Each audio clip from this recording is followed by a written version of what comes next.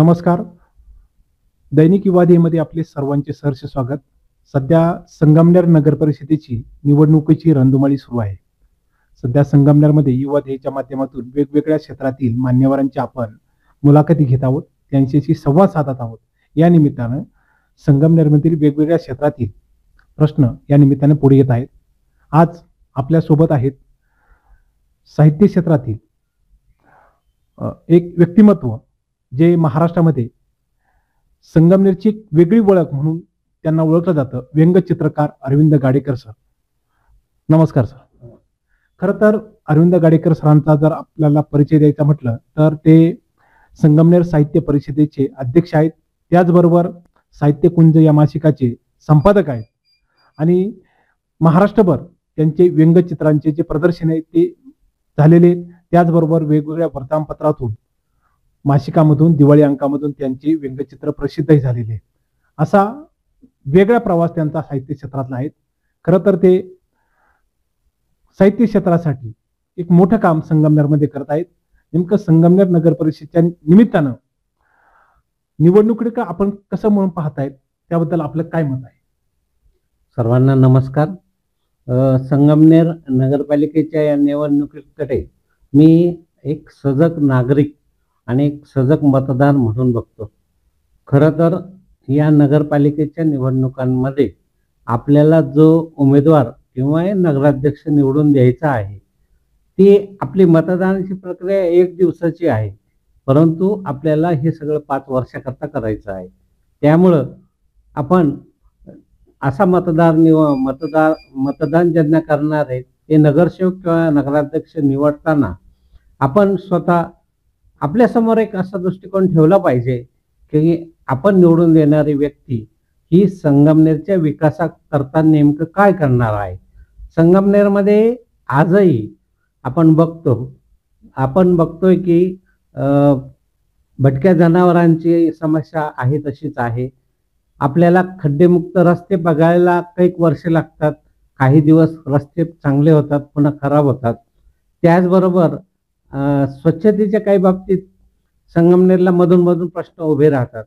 हे सगळ्यांची सोडवणूक करण्याकरता आणि खरं तर आपण जो उमेदवार निवडून देणार आहोत त्याला संगमनेरच्या विकासाबाबत काय ज्ञान आहे किंवा त्याचं पुढचं विजन काय आहे, त्याने आपल्याकरता पुढचं जे आखून ठेवलेलं आहे की आपण नेमका संगमनेरचा मी विकास कसा करेल. कलावंत हा समाजाचा आरसा असतो आणि कलावंत आणि एक व्यंगचित्रकार म्हणून जे समाजात वास्तव आहे ते आम्ही मांडतो आणि प्रत्येक कलाकारांनी ते मांडावं.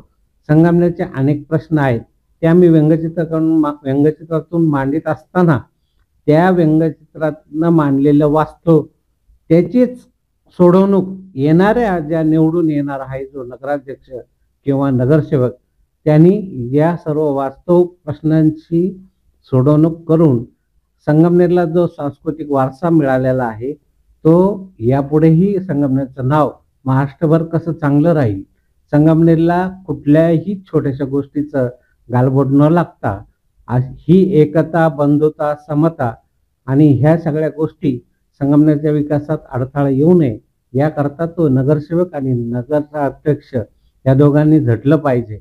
कलावंताला खरं तर व्यासपीठ मिळालं पाहिजे.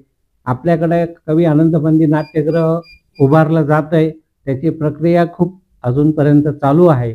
त्याचबरोबर खरं तर व्यासपीठ मिळतं, नाट्यगृह झालं, परंतु आणखी काही छोटी छोटी नाट्यगृह किंवा कलाक्षेत्रात कलावंतांना प्राधान्य देणाऱ्या एखादं असं काहीतरी समिती निर्माण होऊन कलावंतांच्या प्रश्नाकडं महिन्यातून एकदा तरी त्या कलावंतांच्या प्रश्नाकडे पाहण्याकरता इथले जे नगराध्यक्ष असतील, नगरसेवक असतील, त्यांनी वेळ द्यावा आणि ह्या सर्व कलाकारांना प्रोत्साहन द्यावं, त्यांच्या अडीअडचणी समजून घ्याव्यात, एवढं मी नमूद करतो.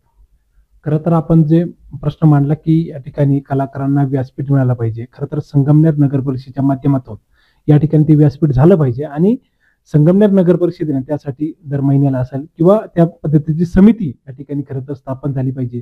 अद्यापर्यंत आमच्या माहितीप्रमाणे कोणती समिती कलाकारांसाठी संगमनेर नगर परिषदेमध्ये नाहीये. ती या निवडणुकीच्या निमित्तानं निर्माण होणार का? आणि आपण कलाकार किंवा साहित्य क्षेत्रातील व्यक्ती म्हणून तशी मागणी करणार का, आणि त्याचं खरंच मतामध्ये रूपांतर होणार आहे का? कारण खरं तर जे कोणी यामध्ये पुढाकार घेतील, कलाकारांना व्यासपीठ मिळवून देण्यामध्ये, साहित्य क्षेत्रातील लोकांना यामध्ये न्याय देण्यामध्ये, त्यांना खरंच मतदान रूपी आपण त्यांना मतदान करणार का, हाही प्रश्न या निमित्तानं उपस्थित होतोय. कारण संगमनेरकर हा सजग आहे, आणि आपण जर सांगितलं की या ठिकाणी आम्ही एक सज्ञान नागरिक म्हणून या ठिकाणी आपण निवडणूक पाहतोय, तर खरं तर साहित्य क्षेत्रातील एक आपलं व्यक्तिमत्व म्हणून आपण एक चांगली भूमिका या ठिकाणी मांडली. आणि खरं तर संगमनेरचा जो विकास आहे, किंवा संगमनेरमध्ये आपण रस्त्याचा प्रश्न सांगितला, गटारीचा प्रश्न सांगितला, त्याचबरोबर भटक्या जनावरांचा प्रश्न आहे, वाहतुकीचा प्रश्न आहे, मोठ्या प्रमाणात ट्रॅफिक या ठिकाणी होते. म्हणजे नुसतंच साहित्य क्षेत्र किंवा कलाकार म्हणून नाही, तर इतरही प्रश्नांकडे आपण या ठिकाणी वास्तव पद्धतीने पाहतात. आणि हे खरंच हे जे प्रश्न आहे हे जर सोडवले गेले तर खऱ्या अर्थाने संगमनेर एक चांगलं शहर म्हणून या ठिकाणी पुढे येईल. आणि एक शेवटचा प्रश्न आहे की संगमनेरची ओळख ही महाराष्ट्रामध्ये एक सांस्कृतिक शहर म्हणून होत आहे, आणि ती एक जसं पुणे सांस्कृतिक शहर ओळखलं जातं, त्याचबरोबरच संगमनेरची सुद्धा सांस्कृतिक शहर म्हणून ओळख होईल का? आणि त्यासाठी आपण साहित्य क्षेत्रातील किंवा कलाकार मंडळींनी काही पुढाकार घेऊन, किंवा नगरपालिकेने काही पुढाकार घेऊन अशी काही योजना अंमलात येऊ शकते का, करता येऊ शकतात, त्याबद्दल आपलं काय मत आहे? संगमनेर तर खरं म्हणजे आपल्या संगमनेरमध्ये अत्यंत गुणी आणि महाराष्ट्रात नावाजलेली कलाकार मंडळी आहेत. ते मग क्षेत्र कुठलंही असो, नाट्य असो, पत्रकारिता असो, नृत्य असो, खेळ असो, अनेकांनी गोल्ड मेडल मिळवून संगमनेरचं नाव रोशन केलेलं आहे. परंतु हे सर्व आपण एक दिवस 2 दिवस बातम्यांमध्ये वाचतो आणि कलाकारांना कुठेतरी थाप पण मिळते. पण असे काही कलाकार आहेत की ज्यांनी खरं नाव पण मिळवलं आहे, त्यांची समाजामध्ये चांगलं कामगिरी पण केलेली आहे. या सर्व कलाकारांना चांगलं मानाचं स्थान, खरं तर नगरसेवक नगराध्यक्ष त्याची निवड झाल्यानंतर त्यांनी फक्त संगमनेरचा विकास या गोष्टीकडे ध्यान द्यायलाच पाहिजे, हे जसं आपण नमूद करतो.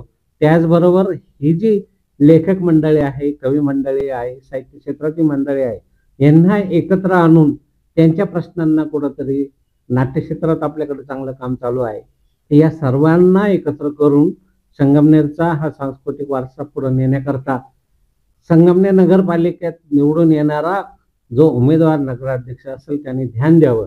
आणि मीही मतदान करताना मला हे जागरूक राहिलो पाहिजे की माझ्या ह्या सगळ्या प्रश्नांची उकल करणारा खरा नगरसेवक, खरा नगराध्यक्ष कोण, हे मला जाणता आलं पाहिजे.